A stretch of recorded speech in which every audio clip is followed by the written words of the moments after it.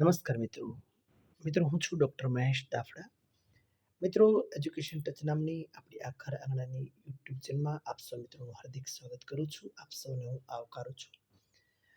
મિત્રો, આ ચેનલ ઉપરથી દર શનિવારે આ દેશની આઝાદી માટે જેમણે પોતાનું સમગ્ર જીવન સમર્પિત કરી દીધું છે, ન્યોછાવર કરી દીધું છે, એવા નરબંકાઓને યાદ કરીએ છીએ. તેમની શૌર્યગાથાને અહીંથી પ્રસ્તુત કરવામાં આવે છે. એવી વીરાંગનાઓની એ અમર કથાઓને આપણે યાદ કરીએ છીએ.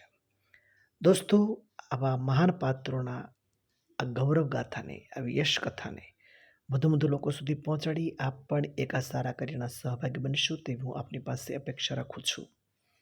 દર શનિવારે સ્વાતંત્ર્ય સંગ્રામના શૂરવીરો એ શીર્ષક હેઠળ અહીંયાથી એક વિડીયો પ્રસ્તુત કરવામાં આવે છે. દોસ્તો, આવા મહાન ક્રાંતિકારીઓના આ વિડીયોને વધુ લોકો સુધી પહોંચાડી આપ પણ એક આ સારા કાર્યના સહભાગી બનશો તેવી હું આપની પાસે અપેક્ષા રાખું છું. દોસ્તો, અત્યારે કરંટ અફેર્સ એટલે કે તાજેતરની ઘટનાઓ આજે દરેક સ્પર્ધાત્મક પરીક્ષાનો એક જ્યારે ભાગ બની ગયો છે, ત્યારે આજનો વિદ્યાર્થી એ સાંપ્રત સમયની તમામ ગતિવિધિઓથી વાકેફ હોય એ ખૂબ જ જરૂરી છે. ત્યારે આ દર રવિવારે ટોપ 10 કરંટ અફેર્સ, ટોપ 10 સમાચાર અહીંથી પ્રસ્તુત કરવામાં આવે છે. તો આ સમાચાર પણ જે વિદ્યાર્થીઓ રાત દિવસ સ્પર્ધાત્મક પરીક્ષાની તૈયારી કરે છે એમના સુધી કરંટ અફેર્સનું આ વિડીયો એમના સુધી પહોંચાડી આપ પણ એક આ સારા કાર્યના સહભાગી બનશો તેવી હું આપની પાસે અપેક્ષા રાખું છું. દોસ્તો, અહીંયાથી આ જે સમાચાર હું પ્રસ્તુત કરું છું તે મારા વાંચનની એક મર્યાદાને અનુરૂપ હોય છે. સંભવ છે કોઈ ક્ષતિ હોય તો દોસ્તો ચોક્કસપણે કોઈ ઓથેન્ટિક ન્યૂઝપેપરનો અભ્યાસ પણ આપ કરી લેશો. દોસ્તો, અહીંયાથી જે સમાચાર પ્રસ્તુત કરું છું એ આપ ખાસ ચોક્કસપણે આપ ચેક કરી લેશો અને કોઈ શંકા લાગે તો ઓથેન્ટિક ન્યૂઝપેપરનો પણ અભ્યાસ કરી લેશો. મિત્રો, તાજેતરમાં જ ઉજવાયેલ સ્વાતંત્ર્ય પર્વની theme 150 years of the Vande Mataram and યુવા શક્તિ ફોર વિકસિત ભારત @2047 આ 80મા સ્વાતંત્ર્ય પર્વની આ થીમ બની હતી. 150 years of the Vande Mataram and યુવા શક્તિ ફોર વિકસિત ભારત @2047 હતી. મિત્રો, સ્વાતંત્ર્ય પર્વની રાજ્યકક્ષાની ઉજવણી મુખ્યમંત્રી શ્રી ભૂપેન્દ્રભાઈ પટેલની અધ્યક્ષતામાં અમરેલી ખાતે ઉજવવામાં આવેલ હતી. દોસ્તો, 14મી ઓગસ્ટે વિશ્વ હાથી દિવસ તરીકે ઉજવવામાં આવ્યો હતો અને સરકારે ગજ ગૌરવ એવોર્ડ 2026 એનાયત કરેલા હતા. 14મી ઓગસ્ટ વિશ્વ હાથી દિવસ ખાસ યાદ રાખજો અને સરકારે એને અનુલક્ષી ગજ ગૌરવ એવોર્ડ 2026 તેના યોગ્ય વ્યક્તિઓને આ એવોર્ડ અર્પણ કરવામાં આવ્યા હતા.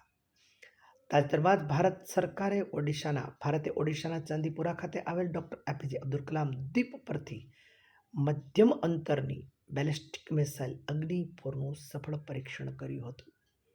ક્યાં આગળથી કર્યું હતું? તો ઓડિશાના ચાંદીપુરા ખાતેથી ડોક્ટર એપીજે અબ્દુલ કલામ દ્વીપ પરથી મધ્યમ અંતરની બેલિસ્ટિક મિસાઇલ અગ્નિ 4નું સફળ પરીક્ષણ કરવામાં આવ્યું હતું. દોસ્તો, મધ્યપ્રદેશ બાદ મહારાષ્ટ્ર દેશનું એક એવું બીજું રાજ્ય બન્યું છે, સેકન્ડ રાજ્ય, કે તેમણે માનવ આરોગ્યને હાનિકર થાય એવા એનાલોગ પનીર પર પ્રતિબંધ મૂકી દીધો છે. મધ્યપ્રદેશ પ્રથમ અને ત્યારબાદ મહારાષ્ટ્ર એ દેશનું બીજું રાજ્ય એવું બન્યું છે જેણે એનાલોગ પનીર પર સંપૂર્ણપણે પ્રતિબંધ આપી દીધો છે.